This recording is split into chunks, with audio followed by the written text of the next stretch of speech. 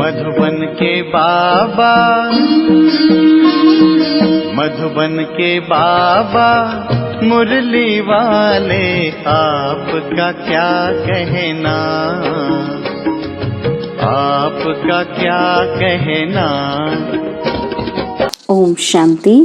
आज 24 नवंबर 2023 के साकार मधुर महावाक्य हैं। आज मीठे मीठे बाप दादा बोले, मीठे बच्चे, तुम्हारी सच्ची बात का तीर तब लगेगा जब दिल में सच्चाई सफाई होगी। तुम्हें सत्य बाप का संग मिला है, इसलिए सच्चे बनो। बाबा ने कहा, मीठे बच्चे, तुम्हारी सच्ची बात का तीर तब लगेगा जब दिल में सच्चाई सफाई होगी। तुम्हें सत्य बाप का संग मिला है, इसलिए सच्चे बनो। बाबा ने आज प्रश्न पूछा, तुम सब स्टूडेंट हो, तुम्हें किस बात का ख्याल रखना जरूरी है? उत्तर में बाबा समझाते, कभी भी कोई गलती हो तो सच बोलना है। सच बोलने से ही उन्नति होगी। तुम्हें अपनी सेवा दूसरों से नहीं लेनी है। अगर यहाँ सेवा लेंगे तो वहाँ करनी पड़ेगी। तुम स्टूडेंट अच्छी तरह से पढ़कर दूसरों को पढ़ाओ तो बाप भी खुश होगा। बाप प्यार का सागर है, उनका प्यार ही यह है जो तुम बच्चों को पढ़ाकर ऊंच मर्तबा दिलाते हैं। मुरली का गीत, किसने ये सब खेल रचाया। ओम शांति। आजकल समाचार आते हैं कि हम गीता जयंती मना रहे हैं। अब गीता को जन्म किसने दिया है, यह है टॉपिक। जयंती कहते हैं तो जरूर जन्म भी हुआ ना। उनको जब कहते हैं श्रीमद् भगवत गीता जयंती तो जरूर उनको जन्म देने वाला भी चाहिए ना। सब कहते हैं श्री कृष्ण भगवानुवाच, तो फिर श्री कृष्ण पहले आता, गीता पीछे हो जाती। अब गीता का रचयिता जरूर चाहिए। अगर श्री कृष्ण को कहते तो पहले श्री कृष्ण पीछे गीता आनी चाहिए, परंतु श्री कृष्ण छोटा बच्चा था, वह गीता सुना न सके। यह सिद्ध करना होगा कि गीता को जन्म देने वाला कौन, यह है गुह्य बात। श्री कृष्ण तो माता के गर्भ से जन्म लेता है, वह तो सत्युग का प्रिंस है। उसने स्वयं प्रिंस का पद पाया है गीता द्वारा राजयोग सीखकर। अब गीता को जन्म देने वाला कौन, परमपिता परमात्मा शिव या श्री कृष्ण?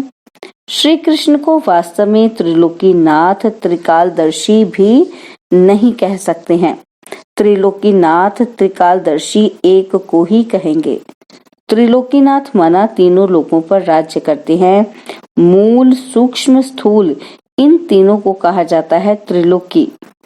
इनको जानने वाला त्रिलोकीनाथ त्रिकालदर्शी परमपिता परमात्मा शिव है।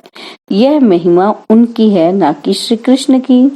श्री कृष्ण की महिमा है 16 कला संपूर्ण, सर्वगुण संपन्न। उनकी भेंट करते हैं चंद्रमा से। परमात्मा की भेंट चंद्रमा से नहीं करेंगे। उनका कर्तव्य ही अलग है। वह है गीता को जन्म देने वाला रचयिता।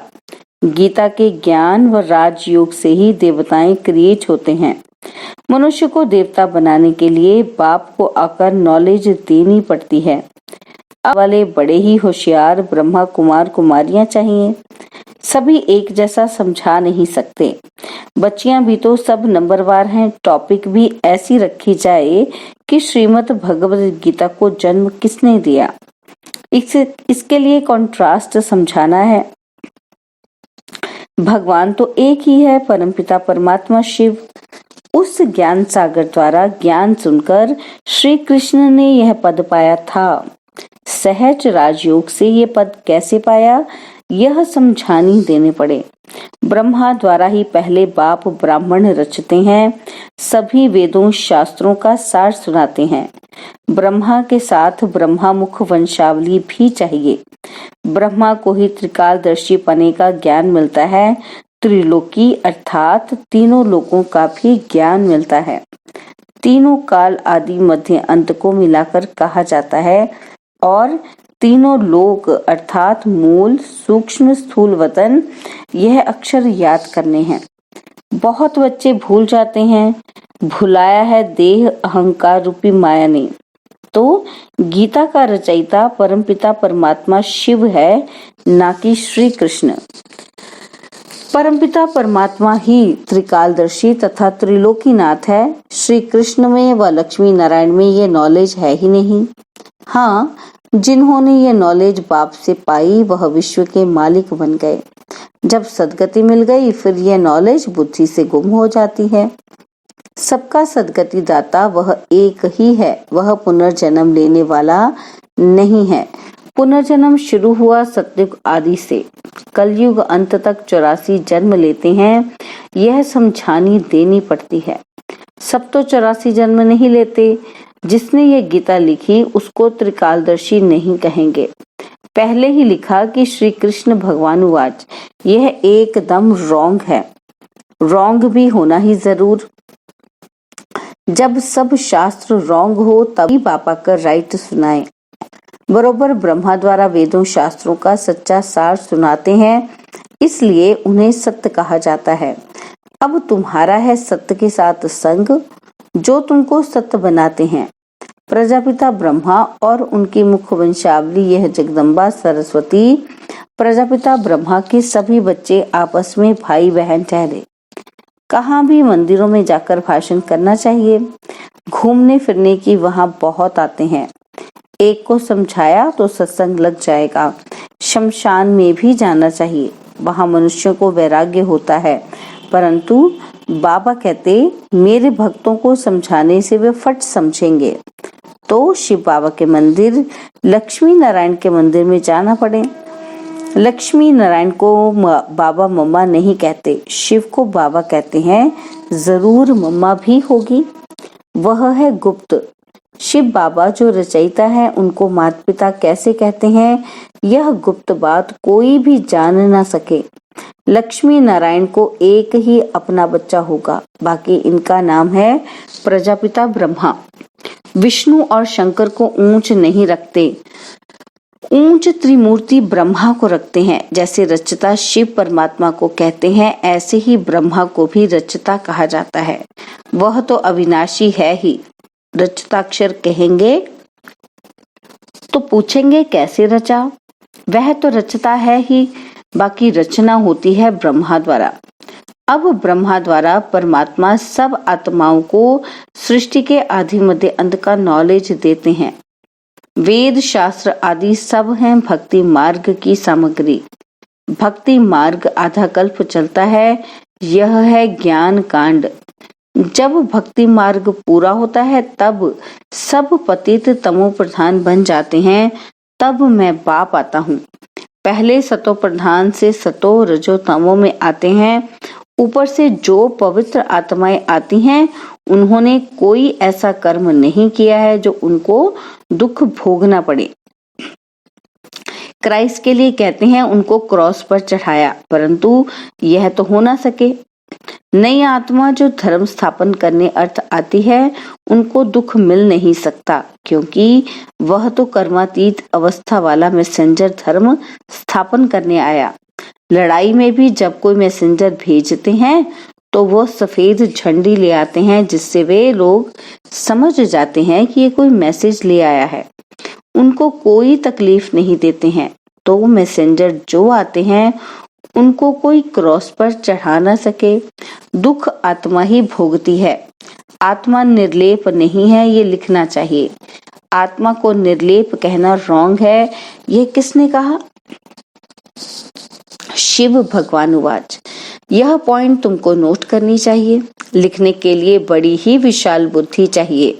समझो, प्रदर्शनी में क्रिश्चियन लोग आते हैं तो उनको भी बता सकते हैं कि क्राइस्ट की सोल को क्रॉस पर नहीं चढ़ाया गया, बाकी जिसमें उसने प्रवेश किया उस आत्मा को दुख हुआ।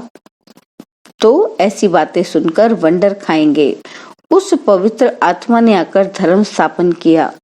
गॉड फादर के डायरेक्शन अनुसार यह भी ड्रामा को भी कई लोग समझते हैं, परंतु उसके आदि मध्य अंत को नहीं जानते। ऐसी ऐसी बातें सुन वह लोग कुछ समझने की कोशिश करते हैं। कृष्ण को भी कोई गाली दे न सके। बरोबर गालियां अभी ही मिल रही हैं। किसको? शिव बाबा को नहीं, इस साकार को। टीचर तो बाबा है प्योर सोल और यह है इम्प्योर जो प्योर बन रहा है। जो समझ गए हैं वह बित बित नहीं करेंगे, नहीं तो समझेंगे कि ये तो सिखाया हुआ है। फिर वह बात कोई को जचती नहीं, तीर नहीं लगता। सच्चाई सफाई बहुत चाहिए। जो खुद विकारी होगा वह औरों को कहे कि काम महाशत्रु है तो तीर लग नहीं सकता।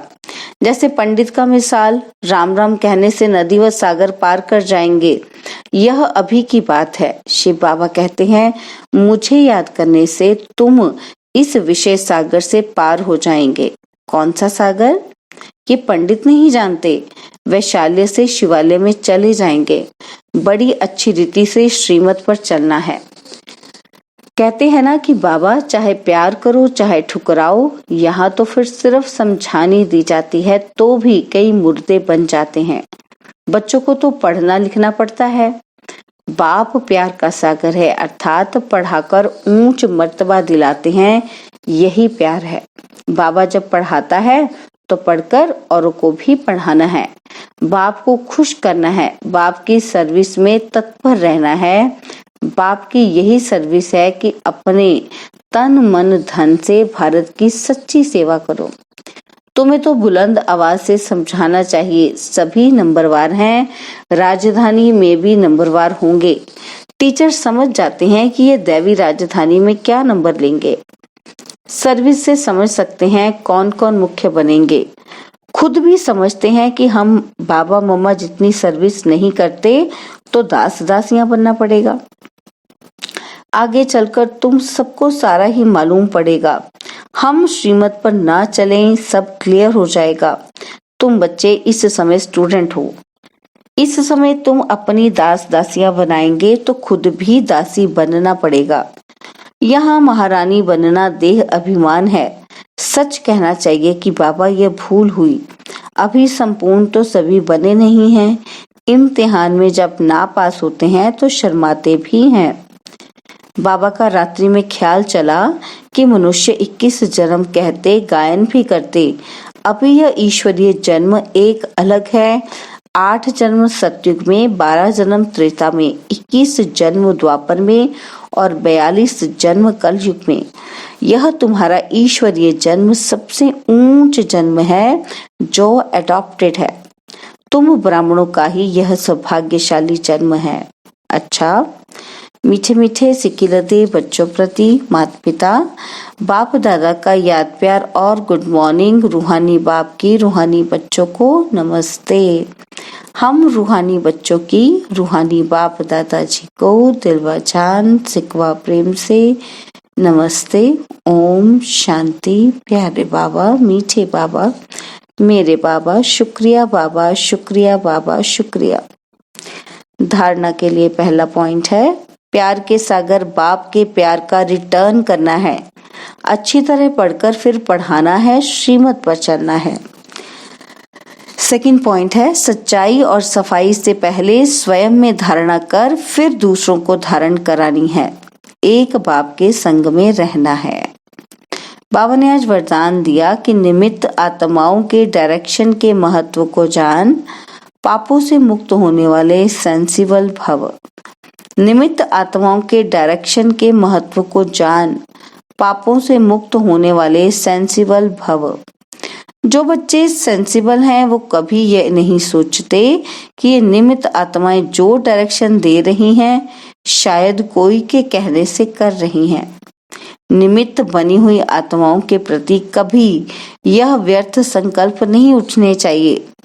मानो कोई ऐसा फैसला भी दे देते जो आपको ठीक नहीं लगता है, लेकिन आप उसमें जिम्मेवार नहीं हो। आपका पाप नहीं बनेगा, क्योंकि जिसने इन्हें निमित्त बनाया है वह पाप को भी बदल लेगा। यह गुप्त रहस्य, गुप्त मशीनरी है। स्लोगन है, ऑनेस्ट वह है जो प्रभु पसंद और विश्व पसंद है, आराम पसंद नहीं। ऑनेस्ट वह है जो प्रभु पसंद और विश्व पसंद है, आराम पसंद नहीं। ओम शांति। आज मतेश्वरी जी के भी मधुर महावाक्य सुनेंगे। तो मतेश्वरी जी आज समझा रही हैं कि मनुष्य के 84 जन्म हैं, ना कि 84 लाख योनियां। तो मातेश्वरी जी समझाती हैं कि अब यह जो हम कहते हैं कि प्रभु हम बच्चों को उस पार ले चलो, तो उस पार का मतलब क्या है? लोग समझते हैं कि उस पार का मतलब है जन्म मरण के चक्कर में ना आना, अर्थात मुक्त हो जाना। अब यह तो हुआ मनुष्यों का कहना, परंतु बाप कहते हैं बच्चों, सचमुच जहाँ सुख शांति है, दुख अशांति से दूर है, उसको कोई दुनिया नहीं कहते।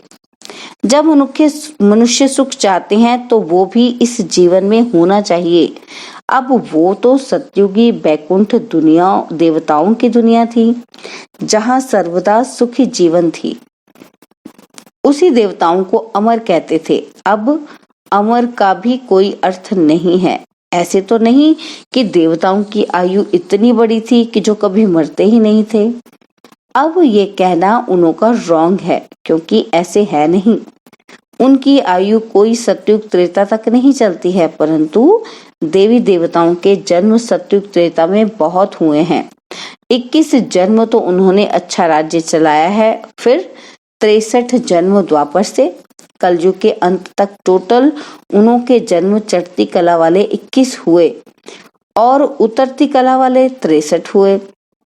टोटल मनुष्य 84 जन्म लेते हैं। बाकी यह जो मनुष्य समझते हैं कि मनुष्य 84 लाख योनियां भोगते हैं, ये कहना भूल है।